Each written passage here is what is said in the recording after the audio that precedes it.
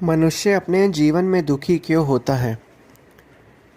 हर बार मनुष्य के मन जो है अशांत में क्यों रहता है? कोई ना कोई विचार बार बार उसे परेशान क्यों करता है? या तो वो विचार भविष्य का होता है या तो वो विचार भूतकाल का होता है। मनुष्य बार बार किसी न किसी विचार के अंदर जाकर क्यों फंस जाता है? कहा जाता है मनुष्य जैसा बोता है वैसा ही काटता है। यह प्रकृति का शाश्वत नियम है और इस नियम की कोई भी अवहेलना नहीं कर सकता। जो अपना हाथ स्वयं आग में डालता है उसे तब तक जलन की पीड़ा होगी ही जब तक उसे शीतल वायु तथा ठंडक प्रदान करने वाली औषधि नहीं मिलेगी। ठीक इसी प्रकार यही नियम मन के क्षेत्र में भी लागू होता है।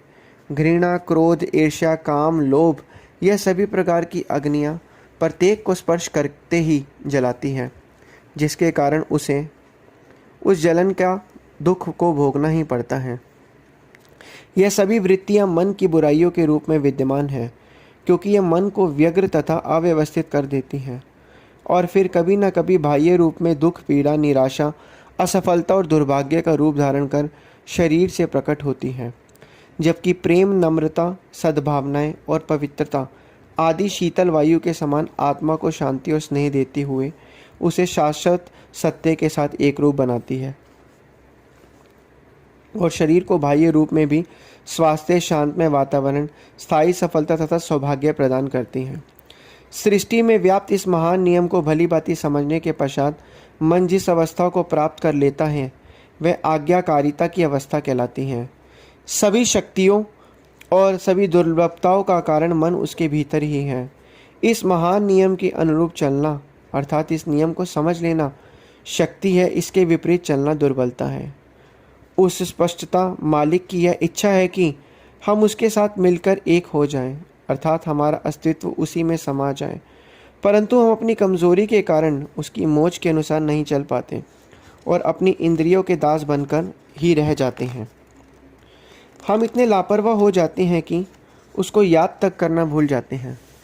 हम उस अलौकिक संगीत से भी बेखबर रहते हैं जो हमारे अंदर निरंतर गुंजित प्रतिध्वनित हो रहा है। अतः यह स्वाभाविक है कि इस भारी भूल का दंड हमें भुगतना ही पड़ेगा। वैज्ञानिकों ने हमारे शरीर को तो सुख प्रदान किया है, किंतु आत्मिक रूप से इन वैज्ञानिकों ने हमें दिवालिया बना दिया है। हमने अपनी देह को संतुष्ट करते करते अपनी आत्मा को भूखा मार दिया है।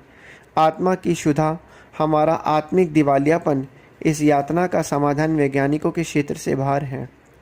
यह कार्य ईश्वर ने अध्यात्मवादी संतों को सौंपा है।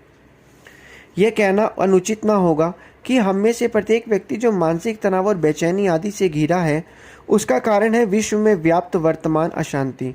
परिणाम स्वरूप शारीरिक सुख और आत्मिक दिवालियापन से तंग आकर मुक्ति के लिए मनुष्य अब आत्मा के वैज्ञानिक संत महापुरुषों की ओर मुड़ रहा है। कहा जाता है कि मनुष्य जो है जितना संसारिक पदार्थों की तरफ आकर्षित होता है, आसक्ति रखता है उसमें, उतना ही उसे वो दुख मिलता है। जब उसे चीज़ों का पता चलता है कि ये चीज़ मैं प्राप्त कर लूँगा फिर सुखी हो जाऊँगा, ऐसे करके एक एक चीज़ को जब वो प्राप्त करता रहता है वो सुखी होता रहता है। उसके बाद जब चीज़ उसकी इच्छा पूर्ण हो जाती है फिर एक इच्छा नई उत्पन्न हो जाती है, फिर ऐसी वो इच्छा उत्पन्न पूरी होने के बाद फिर एक इच्छा उत्पन्न हो जाती है। ऐसे करके मनुष्य ताज़ जिंदगी जो है अपना जीवन जो है इच्छाओं में बिता देता है। संत मत या संत मार्ग ही इन सब व्याधियों की एकमात्र चिकित्सा है। यह आत्मज्ञान है जो हमें जीने की कला सिखाता है। यह उन उच्च कोटि के संतों का दर्शन है जिन्होंने स्वयं जीवन की समस्याओं पर प्रभुत्व प्राप्त कर लिया है और जो अन्य जीवों को भी मानसिक शांति प्राप्त कराने के मार्ग में निर्देश करने में समर्थ हैं, अर्थात अन्यों का मार्गदर्शन भी कर सकते हैं। हमारे द्वारा अनुभव की गई मानसिक अशांति संतों की सहायता और कृपा द्वारा दूर हो सकती है। हमारे दुखों का एक अन्य कारण है हमारा नैतिक पतन या हमारे जीवन की नैतिकता का पतन। हम नैतिकता से इतने गिर गए हैं कि कभी कभी तो हम यह सोचने पर विवश हो जाते हैं क्या इससे भी अधिक बुरा मनुष्य के साथ घट सकता है। पारस्परिक प्रेम, बड़ों के प्रति आदर सम्मान स्नेह, छोटों के प्रति दया और अध्यापकों व गुरुजनों के प्रति आदि सभी नियम भुला दिए गए हैं। हमारी नैतिकता के यही आवश्यक अंग आदर्श गुण जब समाप्त हो रहे हैं, तो फिर यदि हम दुखी हैं तो इससे आश्चर्य क्या। मनुष्य में यह गुण भविष्य में उसकी उन्नति और नैतिकता के आवश्यक अंग हैं। तो इसलिए हमें हमेशा अपने मन को वर्तमान अवस्था में रखें। जितना हो सके हमें अपने मन को शांति वाले विचार सोचवाने हैं। और शांति वाले विचार कौन से हैं? भगवान का ध्यान करना, उनकी बंदगी करना, उनकी सेवा करना। जितना जितना हम यह करते रहेंगे उतना उतना हमारे मन को शांति मिलती रहेगी और हमारा जीवन आनंद में व्यतीत होता रहेगा।